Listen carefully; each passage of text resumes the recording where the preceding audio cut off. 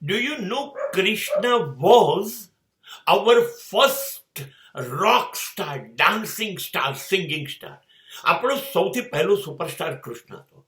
વાંસળી વગાડે ઇન્સ્ટ્રુમેન્ટ એટલે પતી ગયું. એ યમુનાના નીર હોય, વૃક્ષો હોય, પશુ હોય, પક્ષીઓ હોય કે સ્ત્રી પુરુષ હોય, દોડીને વાંસળી પાસે પહોંચી જાય. He was the best musician. અને એનો એ જ ગોપીઓને લઈને એકલો રાસ કરે, ડાન્સ કરે, ત્યારે હી બીકમ ધ રાસેશ્વર. આ નૃત્ય, સંગીત એ અમારા ઈશ્વરનું પ્રદાન છે, એ આશીર્વાદ છે. સાચે સાચ આપણે લોકો બહુ નસીબદાર છીએ. તમે જોજો,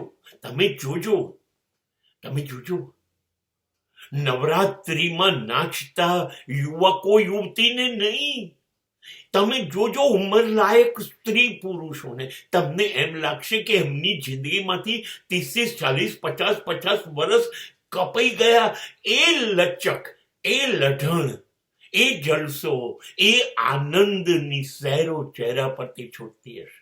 અરે આપણે તો ગમે ત્યાં નૃત્ય ઉમેરી દઈએ છીએ. થોડી જરૂરી છે નવરાત્રિના 10 દિવસ? નહીં, અમે તો ગણપતિમાં પણ નાચી લઈએ. અમારું કશું નક્કી નહીં. મૂળ અમને નાચવું છે.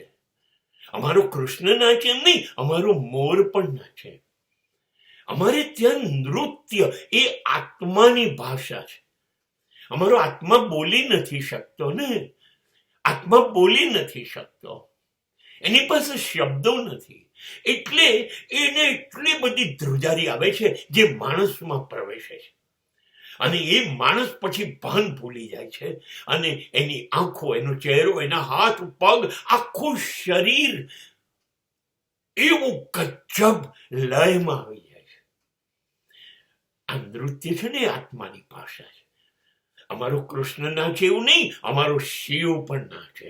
અને એ તાંડવ કરે જે દિવસે, એ દિવસે આકાશમાં સૂર્ય ચંદ્ર તારા ધ્રુજી ઉઠે, પૃથ્વીની ધરતીના પહાડો ધ્રુજી ઉઠે, સમંદરના મોજા ઉછળીને આકાશને અડવા જાય. એ અમારા શિવનું તાંડવ ગમે તે હોય. પણ નૃત્ય એ અમારા દેશનો આત્મા છે.